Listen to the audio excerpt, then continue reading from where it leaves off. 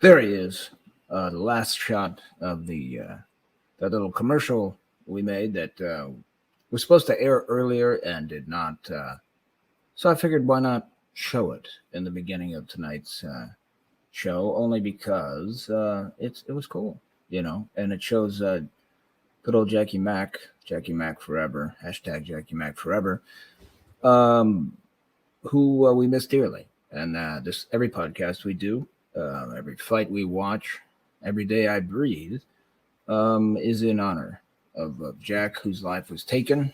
And I gave a speech to a bunch of young kids the other day, hoping maybe they would not go down the path of counterfeit pills that are out there all the time, because 8 and 10 contain fentanyl, deadly doses of fentanyl, and that's not what most kids think that they're getting.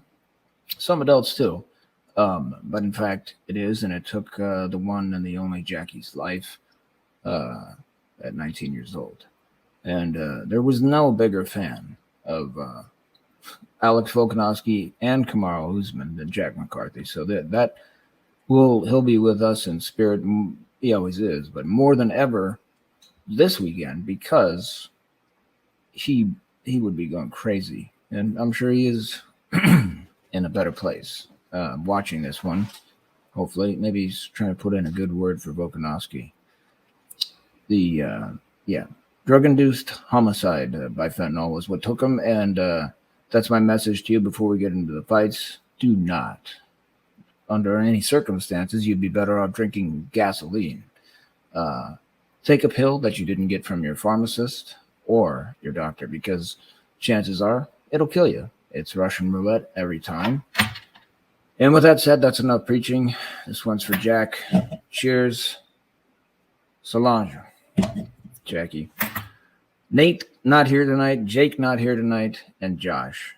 Somewhere, probably in cowboy boots and a tube top. Nate, though, has a good excuse. He's got a daddy-daughter night happening, so what the heck. Let's take this branding off the screen. It's driving me crazy. You've had enough. We don't need to sell it anymore. I'm not even going to ask you to hit the like button or subscribe. Why would I? I consider this the card of the year. Rambler. This is very good sparkling water. I know they're not sponsoring the show, but the show is sponsored by, as always, fuckum.nyc. That's fuckum.nyc. They sell really cool clothes made by Caden and the boys, and they do a great job, so check them out. So let's get on to this big card, UFC 294, and it should be the card of the year, despite a couple of last-minute changes due to injury. You had Charles Oliveira, who cut his eye in the fifth round of his last sparring session, and you had Paulo Costa. Anyway, it is not Paulo Costa, and it is not Oliveira fighting tonight. Well, I'm going to give you a little bit of what the odds makers are saying out there. They're picking Magomedov to beat Bruno Silva, which I mean, it's a 50-50 fight to me. Bruno Silva is no joke. But okay, if I was a betting man, which I'm not, I'd probably take Magomedov.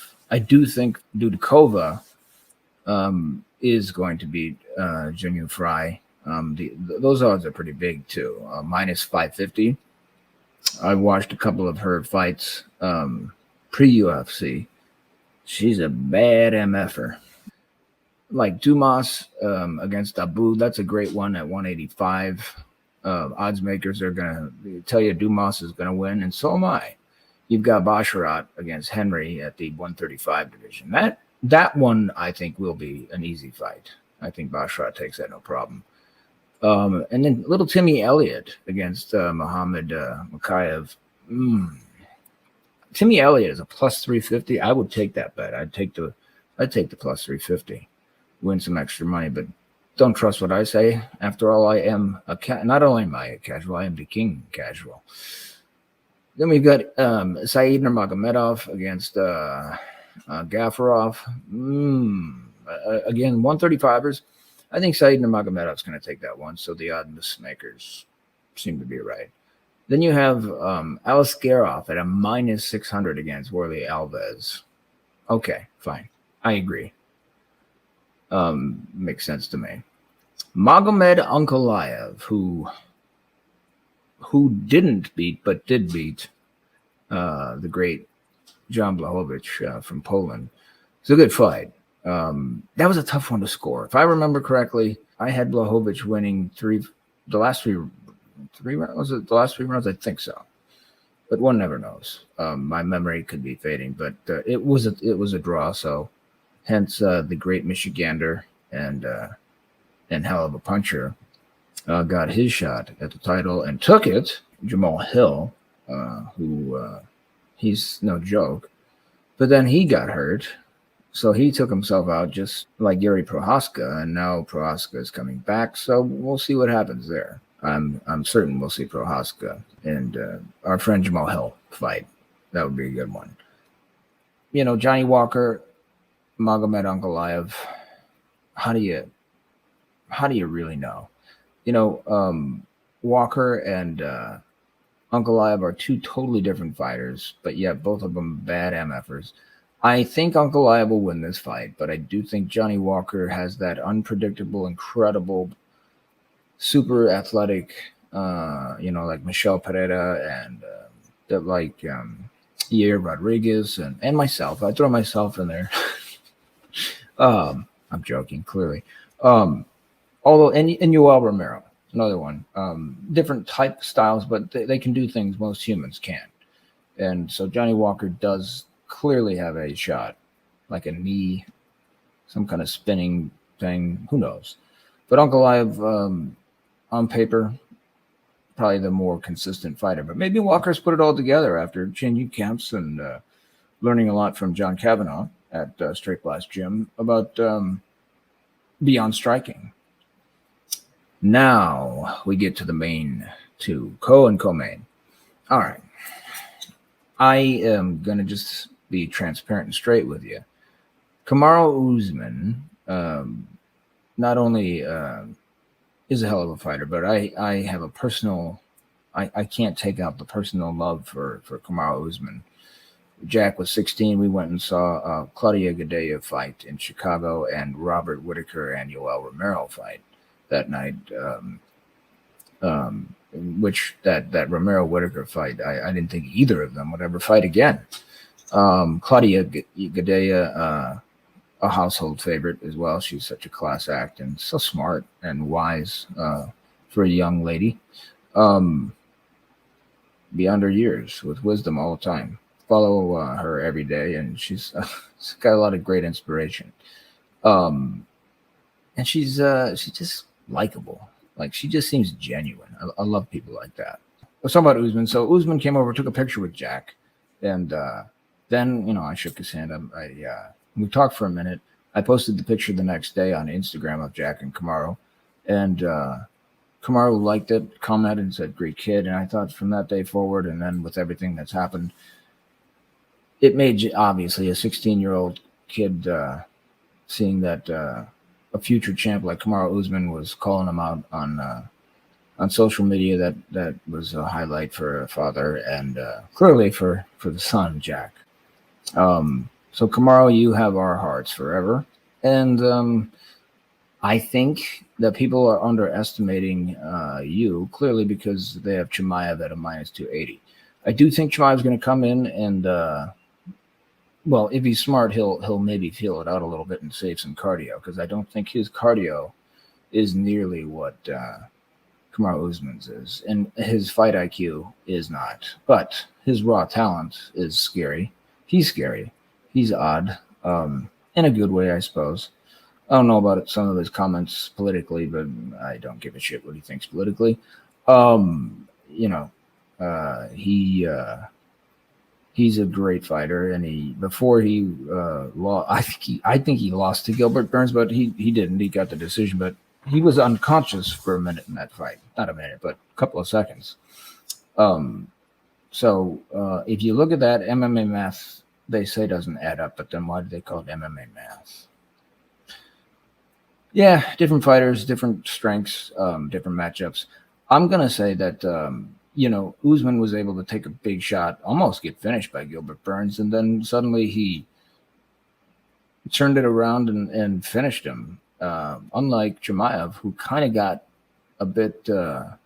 He looked like, I just think about when they would show the coach's corner microphones and camera. They were yelling at Kamzat like, I don't know what they were saying, but probably like, what the fuck are you doing? Because he was a bit. Kamzat is still young. Youth is they call it the young man's sport. To a point, it is, but there's something to be said for a guy that is built like Kamaru Usman, who also has the experience and the fight IQ. He might know just how to take care of Khamzat Chimaev. Then again, he might get knocked out in the first round. But I'm going with my heart, and I'm taking Kamaru Usman by 29-28, a decision. Now we have the main event. This one, I have to be transparent, just like I was in the last one, with love for Kamaru Usman. I have disdain for Islam Makhachev, and the reasons are unknown. He just rubs me the wrong way because I think he's disingenuous. He claims a lot of things and doesn't act at all like he is what he says he is. He's not humble at all. He's kind of gotten like super cocky and kind of trying to be a trash talker, in which that's clearly not his thing. Maybe Conor McGregor's right.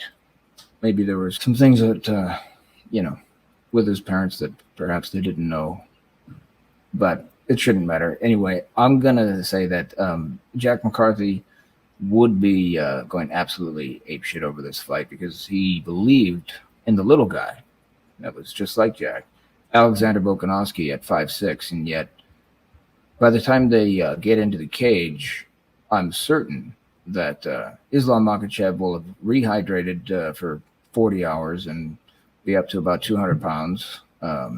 Maybe not 200 pounds, but easily 185. And Volkanovski will probably weigh about 160, maybe 170. But I don't think it'll matter. It's going to be a very similar fight. Islam, he was sort of alluding to that he maybe had injuries. I think it was more like not enough time to rehydrate. Why doesn't he just fight at 170? Get it over with. Guy's huge for 155. As was Khabib, actually. But if anybody can show you that size doesn't always matter, I mean, they have weight classes for a reason it does. But Volkanovski, he once weighed 230 as a rugby player in Australia, and a hell of a good one. I think he ran like a 4.40 as well. His legs are strong. He can wrestle. He lasted, and then in the fifth round, looked like if he had another 40 seconds, it was going to be his fight. So this one should be. I'm going to go with Islam Makhachev. I'm going to go with my brain. I think he does beat him.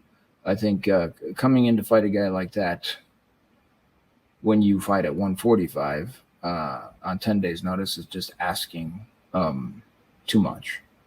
However, if there's ever been a good Rocky story, this is it. So most of the world will be rooting, I guarantee you, for Volkanovski. I know that, in Abu Dhabi and over any fight they have over in the Middle East, they like to call it Islam Makhachev's and anyone from Dagestan or Chechnya's home turf. It's always strange to me, the whole why it's a home turf thing for two guys from Dagestan. That's not exactly right next door to the UAE. Islam does not practice what he preaches, and that's what I have to say about Islam. He is no Khabib. Khabib had honor. Islam has nothing to offer. Bars. All right, that's it. That's it. I'm going to wrap it up for Nate, Jake, Josh, and Jackie Mack forever. This one's for you. Everyone is for you. Every day is for you. We miss you and we love you. And with that, peace. Enjoy the fight.